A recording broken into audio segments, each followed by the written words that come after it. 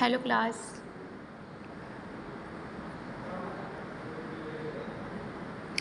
तो previous lecture में हम डिस्कस कर रहे थे force and types of forces, है ना। ये हो गया था, डेफिनीशन, कैरेक्टरिस्टिक थे, टाइप्स ऑफ फोर्सेस, ये सब हमने डिस्कस कर लिए थे। देखो यहाँ पे इमेज है एक्सटर्नल एंड इंटरनल फोर्सेस, इसको समझ लो।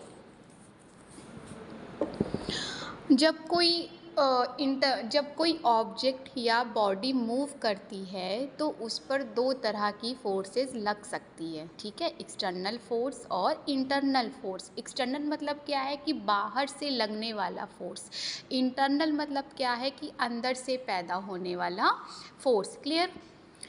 तो यहाँ पे देखो क्या है कि a person pushing A trolley, मतलब कि मान लो कि एक पर्सन है, वो ट्रॉली को क्या है, पुश कर रहा है। इमेज में देखो दिखाया गया है, ठीक है। तो एक्सटर्नल फोर्सेस मतलब क्या है, बाहरी बल, ठीक है। तो एक्सटर्नल फोर्स वो फोर्स होती है जो बॉडी या ऑब्जेक्ट के बाहर से अप्लाई होती है, ठीक है।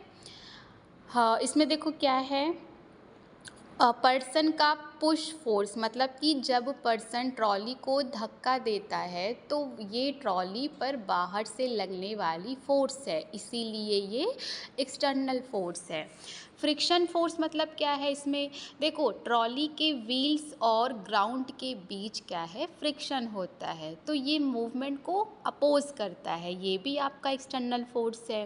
ग्रेविटी फोर्स की बात करें तो अर्थ ट्रॉली को नीचे की तरफ खींचती है, ये भी एक्सटर्नल फोर्स है। ग्राउंड रिएक्शन फोर्स में क्या है कि ग्राउंड ट्रॉली को ऊपर की तरफ सपोर्ट देता है, ये आपका क्या है, ये भी आपका एक्सटर्नल फोर्स है। इंटरनल फोर्स की बात करें तो इंटरनल फोर्स वो फोर्स है जो सिस्टम के अंदर से जनरेट होती है, ठीक है। ट्रॉली एग्जाम्पल में व्हील के अंदर के फोर्सेस और एक्सले और पार्ट्स के बीच फोर्सेस, ये इंटरनल फोर्सेस हो सकती है, ठीक है। इसमें देखो इमेज में दिया है कि forces acting on rigid bodies are divided into two groups. मतलब क्या है, मतलब किसी रिजिड बॉडी पर लगने वाली फोर्सेस को दो ग्रुप में डिवाइड करते हैं, ठीक है। रिजिड बॉडी मतलब क्या है, जो आसानी से डिफॉर्म नहीं होती है, ठीक है।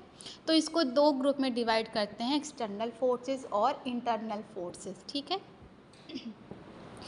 तो ये जो पहली पिक्चर है, इसमें देखो एक पर्सन क्या है, एक पर्सन ट्रॉली को पुल या फिर पुश कर रहा है, ठीक। यहाँ पर्सन का फोर्स बाहर से आ रहा है, इसीलिए ये एक्सटर्नल फोर्स होगा, ठीक है, तभी ट्रॉली मूव करेगी। और जो सेकंड पिक्चर है उसमें देखो कि दूसरी पिक्चर में क्या है, ट्रॉली पर अलग अलग एरोज़ दिखाए गए हैं, ठीक है। एरोज़ फोर्सेस की डायरेक्शन बताते हैं, ठीक। नीचे की तरफ जो है वेट है या फिर ग्रेविटी है, मतलब अर्थ ट्रॉली को नीचे खींच रही है, ठीक है। ऊपर की तरफ नॉर्मल रिएक्शन, मतलब ग्राउंड ट्रॉली को ऊपर सपोर्ट दे रहा है, ठीक है। आगे की तरफ क्या है, अप्लाइड फोर्स, मतलब कि पर्सन द्वारा लगाया गया पुश फोर्स। पीछे की तरफ क्या है, फ्रिक्शन फोर्स, मतलब जो मूवमेंट को अपोज करता है। यहाँ पे एन मतलब क्या है, नॉर्मल रिएक्शन। डब्ल्यू मतलब क्या है, वेट या ग्रेविटी। पुश फोर्स का मतलब है अप्लाइड फोर्स। फ्रिक्शन मतलब क्या है, अपोजिंग फोर्स, ठीक है। हाँ, फिजियोथेरेपी में इसका इम्पोर्टेंस समझो कि ये कॉन्सेप्ट इम्पॉर्टेंट है क्योंकि ह्यूमन बॉडी में भी यही फोर्सेस काम करती है। जैसे वॉकिंग है, मतलब जब हम चलते हैं तो एक्सटर्नल फोर्सेस में क्या है, ग्रेविटी, फ्रिक्शन है, ग्राउंड रिएक्शन फोर्स हो गया, ठीक। और इंटरनल फोर्सेस में क्या क्या है, मसल फोर्स है, जॉइंट फोर्स है और लिगामेंट फोर्स हो गया, ठीक है।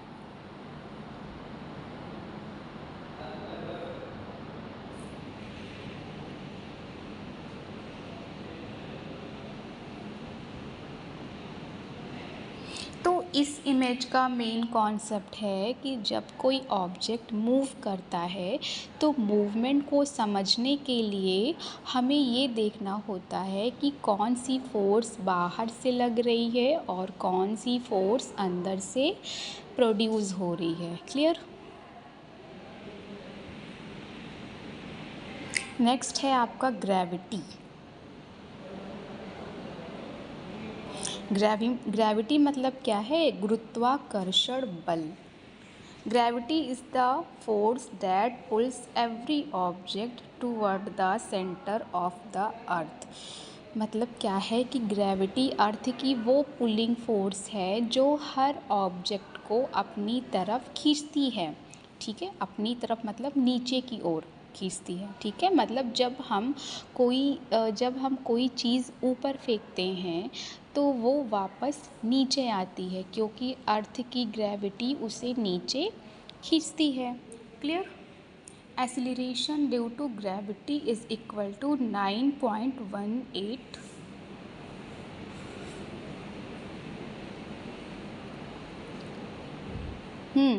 मतलब कि अर्थ की ग्रेविटी के कारण किसी फॉलिंग ऑब्जेक्ट की स्पीड हर सेकंड बढ़ती है। जैसे अगर कोई ऑब्जेक्ट गिर रहा है तो ग्रेविटी उसकी वेलोसिटी को इंक्रीज़ करती रहती है। ठीक है, नेक्स्ट है इम्पोर्टेंस इन बायोमैकेनिक्स। तो ह्यूमन बॉडी मूवमेंट में ग्रेविटी का क्या है? ग्रेविटी का बहुत बड़ा रोल है। ठीक है, फर्स्ट है आपका मेंटेन्स बॉडी वेट, मतलब कि बॉडी वेट को मेंटेन करना।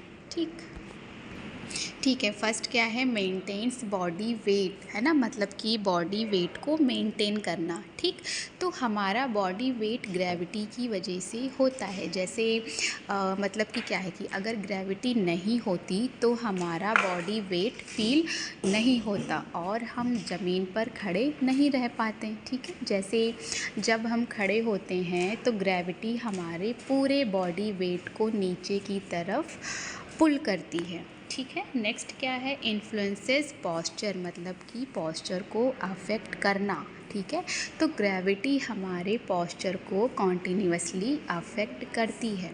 ठीक है, जब हम खड़े रहते हैं तो ग्रेविटी बॉडी को नीचे खींचती है। मसल्स अपोजिट डायरेक्शन में काम करके बॉडी को अपराइट रखते हैं। क्लियर? जैसे अगर बैक मसल्स वीक हो जाए तो पर्सन क्या है? आगे झुक सकता है क्योंकि ग्रेविटी उसे आगे पुल कर सकती है। ठीक है, नेक्स्ट क्या है? अफेक्ट्स बैलेंस, मतलब कि बैलेंस को अफेक्ट करना। तो बैलेंस मेंटेन करने के लिए बॉडी को ग्रेविटी के साथ एडजस्ट करना पड़ता है। ठीक है, हमारा centre of gravity, base of support gravity के रिलेशन में काम करते हैं। क्लियर? जैसे जब हम एक पैर पर खड़े होते हैं तो बैलेंस डिफ़िकल्ट होता है क्योंकि सपोर्ट एरिया क्या है? कम हो जाता है। नेक्स्ट है डिटरमाइंस स्टेबिलिटी, मतलब कि स्टेबिलिटी डिसाइड करना। ठीक है, तो क्या है? ग्रेविटी बॉडी की स्टेबिलिटी को अफेक्ट करती है। स्टेबिलिटी बढ़ती है जब क्या है? जब बेस ऑफ सपोर्ट जब क्या है? बेस ऑफ सपोर्ट बड़ा हो, सेंटर ऑफ ग्रेविटी नीचे हो। ठीक है, जैसे एक व्रस्टेलर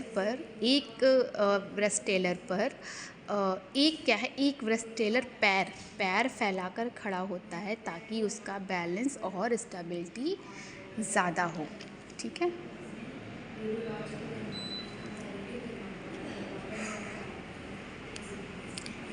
ऐसे एग्जाम्पल देखो लिखा है, when standing gravity continuously pulls the body downward.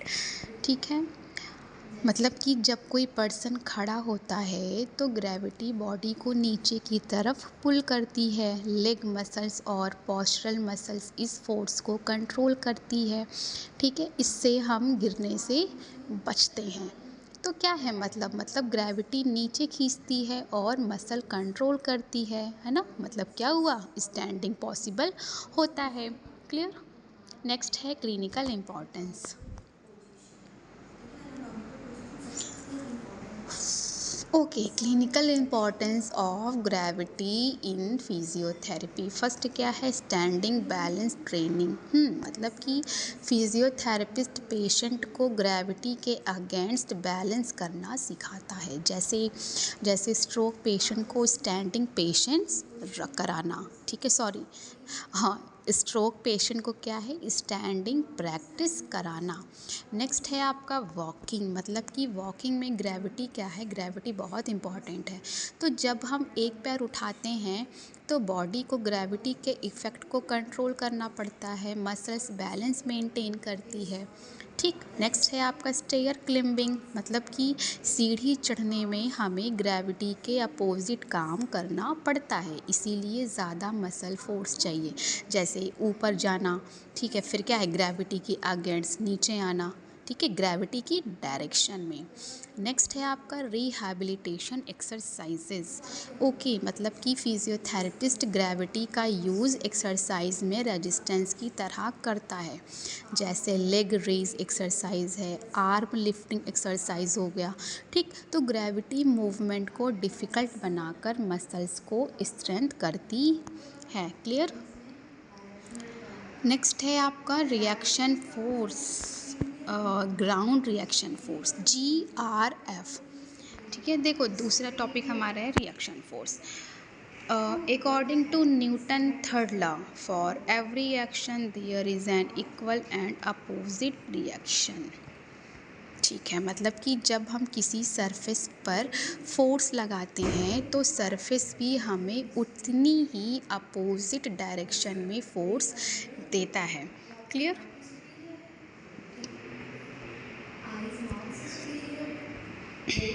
मतलब कि जब हम किसी, मैंने क्या बताया कि जब हम किसी सरफेस पर फोर्स लगाते हैं तो सरफेस भी हमें उतनी ही अपोजिट डायरेक्शन में फोर्स देता है, ठीक है। GRF ग्राउंड रिएक्शन फोर्स, मतलब कि जब हमारा बॉडी ज़मीन पर फोर्स लगाता है और ज़मीन वापस फोर्स देती है तो इसे ग्राउंड रिएक्शन फोर्स कहते हैं, ठीक। एग्ज़ाम्पल क्या है आपका, वॉकिंग है, फुट पुशेस डाउनवर्ड है, ग्राउंड पुशेस अपवर्ड है, ठीक है। देखो, वॉकिंग में क्या है, पहले हम क्या करेंगे, पहले हमारा पैर ज़मीन को नीचे और पीछे की तरफ पुश करता है, ठीक है, ये हमारा एक्शन फोर्स है। फिर क्या है, ग्राउंड हमें वो क्या करता है, ग्राउंड हमें ऊपर और आगे की तरफ पुश करता है, ये रिएक्शन फोर्स है, ठीक है। तो क्या है, तब उसके बाद क्या होगा, हम आगे चल पाते हैं। क्लियर। नेक्स्ट है importance, walking, running, jumping, balance, ठीक है। वॉकिंग में क्या है, वॉकिंग में GRF हमें आगे बढ़ने में हेल्प करता है। अगर ग्राउंड रिएक्शन फोर्स नहीं होगा तो हम आगे नहीं चल पाएंगे। आपका रनिंग में क्या है कि रनिंग में GRF ज़्यादा होता है क्योंकि ज़मीन पर इम्पैक्ट ज़्यादा होता है, इसीलिए रनर्स के जॉइंट पर ज़्यादा लोड आता है, ठीक है। फिर जंपिंग में क्या है कि जब हम जंप करते हैं हम ज़मीन को नीचे पुश करते हैं, ठीक है। ग्राउंड हमें ऊपर पुश करता है तो हम क्या है, हम ऊपर उठते हैं। नेक्स्ट है आपका बैलेंस में क्या है कि GRF बैलेंस मेंटेन करने में हेल्प करता है, ठीक है। फिजियोथेरेपिस्ट बैलेंस प्रॉब्लम में GRF और बॉडी अलाइनमेंट को एनालाइज करता है। क्लियर। तो ये थे इम्पोर्टेंस। तो ग्रेविटी और रिएक्शन फोर्स में डिफरेंस देखा जाए तो ग्रेविटी में क्या है, अर्थ की पुलिंग फोर्स, रिएक्शन फोर्स में क्या है, ग्राउंड का अपोजिट पुश, ठीक। ग्रेविटी में क्या है, हमेशा नीचे की तरफ, और रिएक्शन फोर्स में क्या है, सरफेस के अपोजिट डायरेक्शन में, ठीक है। ग्रेविटी जो है वो एक्सटर्नल फोर्स है, रिएक्शन फोर्स क्या है, एक्सटर्नल फोर्स है, ठीक है। ग्रेविटी में क्या है, बॉडी वेट क्रिएट करती है, रिएक्शन फोर्स में मूवमेंट और बैलेंस में हेल्प करती है, ठीक है। तो ग्रेविटी अर्थ हमें नीचे खींचती है, ग्राउंड रिएक्शन फोर्स में क्या है कि हम ज़मीन को पुश करते हैं, ज़मीन हमें वापस पुश करती है, ठीक है।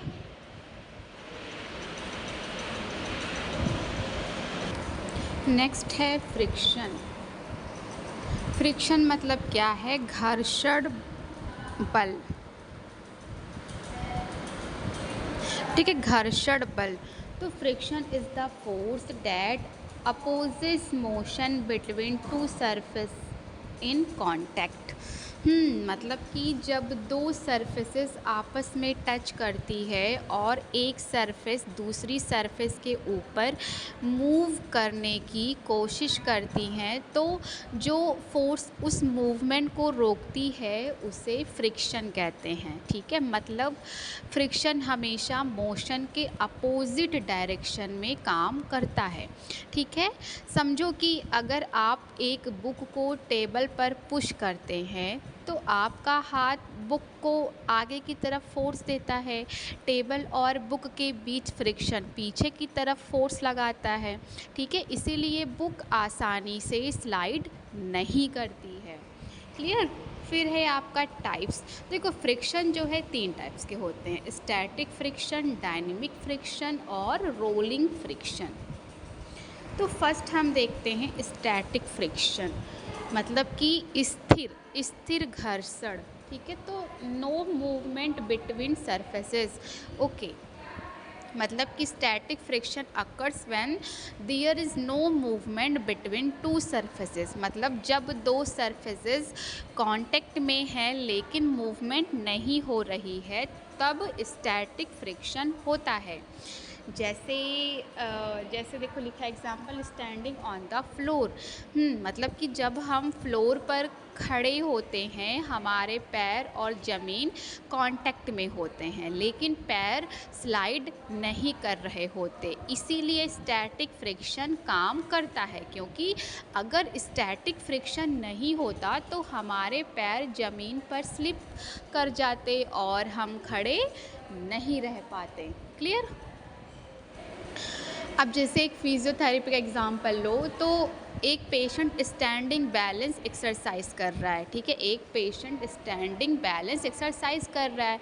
ठीक है, तो फुट और फ्लोर के बीच स्टैटिक फ्रिक्शन होता है ना, ये पेशेंट को गिरने से बचाता है। नेक्स्ट क्या है आपका? Dynamic friction. डायनेमिक या फिर इसको बोल सकते हो काइनेटिक फ्रिक्शन, मतलब कि गतिशील घर्षण। तो dynamic friction occurs when movement occurs between two surfaces. मतलब जब दो सरफेसेस एक दूसरे के ऊपर मूव कर रही होती है तब काइनेटिक फ्रिक्शन होता है। क्लियर? जैसे एग्जांपल देखो यहाँ पे स्लाइडिंग। हाँ स्लिंडिंग। ठीक है, स्लिंडिंग ए बॉक्स, मतलब कि अगर आप बॉक्स को ज़मीन पर स्लाइड करते हैं तो क्या है, बॉक्स मूव करता है, ग्राउंड बॉक्स की मूवमेंट को अपोज करता है, ये काइनेटिक फ्रिक्शन है। ठीक है, बॉडी एग्जांपल अगर लें हम तो कहेंगे कि जब कोई व्यक्ति ज़मीन पर पैर घसीट कर चलता है तो क्या है, फुट और ग्राउंड के बीच मूवमेंट होता है, काइनेटिक फ्रिक्शन पैदा होता है। फिर है आपका रोलिंग फ्रिक्शन। रोलिंग फ्रिक्शन मतलब क्या है?